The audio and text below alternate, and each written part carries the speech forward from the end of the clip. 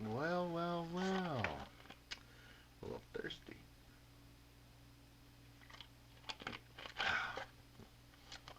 Room temperature Mountain Dew. Not so great. Math is better. Hey, so lesson number 5, we're going to start Cinco de Stinko Brotato Chip. Brochacho. Come on, bruh. Anyway, we're going to be talking about simplifying square roots with composite radicands. So, here, let's get to it, shall we? So, check this out. So, we're going to be talking about simplifying square roots, SQRTS, square roots, right? With composite radicands. Okay, a lot of stuff in here. But we've hit on all this stuff fairly recently. So if you're a little shaky on composite numbers, you need to go back to lesson number, hold on, I got it right over here. Numero uno, lesson number 1. Uh, Radicands we just did in lesson number 4. This is lesson number 5, simplifying square roots with composite radicands. So in case you forgot, the number inside the square root symbol is the radicand. So the radicand of this is A, the radicand of that is 7. This is irrational, and it's prime. It's not composite. This is prime as well, because I can't break it down into multiplicative parts any further. Composite numbers are numbers that have more than 2 factors, like 4, 8, 16, 48, 15, all that kind of stuff, right? So what I'm going to teach you how to do today is simplify something like this, and maybe even something like this. Oh, isn't that fancy? Look at those two. Dang, bruh. Okay, so of course you got to know that square roots are asking a question. What number squared is the radicand? That's the biggest idea. What number squared is the radicand? And then you have to understand what composite numbers are and what the radicand itself is. So the radicand here is 48. The radicand here is 48x cubed. All right, so now let's get into this, shall we?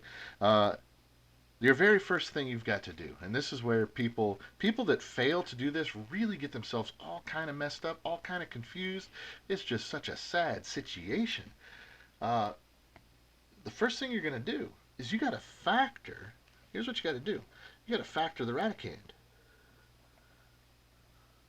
but you're not going to factor it to its prime factors. What you've got to do, the purpose here, is you got to look for the largest square number. Now, we just talked about square numbers in the last lesson.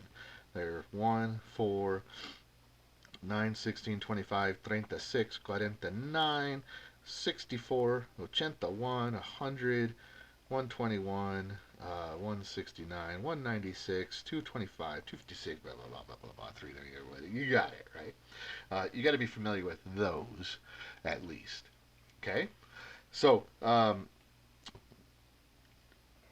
this is what you're looking for.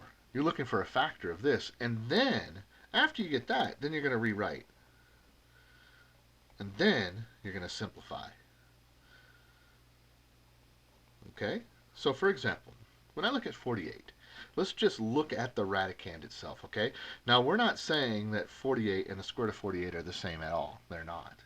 But what we're going to do is we're going to be able to figure out what square number is a factor of 48, and we're going to be able to rewrite this. So when I look at 48, man, there's a ton of factors. 1 and 48, 2 and 24. 3 does go in because 4 plus 8 is 12, right? So how many times does 3 go in? 16 times. Oh, look at that. 4 goes in 12 times, 5, 6, and 8. Now check this out. The next one that goes in is 8 and 6. 5 doesn't go in. I checked, right? 5 doesn't go in. 5 does not go in. See how it switches right here? 7 doesn't go in either. But see how it switches right there? That means you found them all. Okay, now out of the list, let's look at all the square numbers. So we've got a square number there, we got a square number there, we got a square number there. We want the largest one because that's going to be the simplest. So we want to use this. People that don't use this get in so much trouble. And I understand where some of that confusion comes from. One of the ways that people are often taught to simplify square roots is to factor down into the prime numbers and look for pairs, which I mean, I guess if you have a pair multiplying by itself, it's squared, it's times itself, but it kind of it goes too far and it loses the idea that square roots are numbers that come from the area of a square. We're looking for squares. There's a square. So what you're going to do, see, we did step one, we factored, and now we're going to rewrite it. So we're saying that this is equal to that. Yeah? Now, remember, these are asking a question. This says what times itself is 48? I don't know the answer. But I know that the square root of 16 times the square root of 3 is the square root of 48. Because when you're multiplying, so when you're multiplying like this is the same. A times B. Square root of A times square root of B is the square root of A times B. You see, just like that. That's true. So what we did is we kind of started with this thing here and went that way. You see? We broke it apart. The other way works too. You can start with this and go that way, right? But we broke it apart. And the reason we did that is because I can answer this question. This says, what squared is 16? Well, that's 4. What squared is 3? Well, that's irrational. I don't know. So decimal. Never repeats, never stops, keeps going forever. Like your mom nagging you about your room or your homework. Bruh, I don't know. Anyway, that's it right there. Square root of 48 is equal to 4 times the square root of 3. Now what this means, remember, is if you had a square and the area was 48, it's asking what would the side length be? Well, that'd be 4 root 3. So what we're saying is that 4 times the square root of 3 times itself is equal to 48. Now look, I'm almost hesitating to go through this because we're going to get into greater detail in the next lesson. Right now, I really want you to get this part down. Like, can you simplify the square root of 48? But it's all related. So look, do you see how this is the rational part and this is irrational? And we're multiplying by another number with a rational and an irrational part. The way you handle that is you multiply those two irrational parts together. That gets 16. And remember, from the other day, from the last lesson, the square roots have an interesting property. That is, if you square them, you get the radicand. A square root times itself is just the radicand. And that does equal 48. Look, you see? So if I had a square and the side was 4 root 3, its area would be 48. So when you see the square root of 48, it's saying, hey, there's a square whose area is 48, bruh. How long's the side, bro chacho? That's what it's saying, you see? Okay. Let's do the next one. 48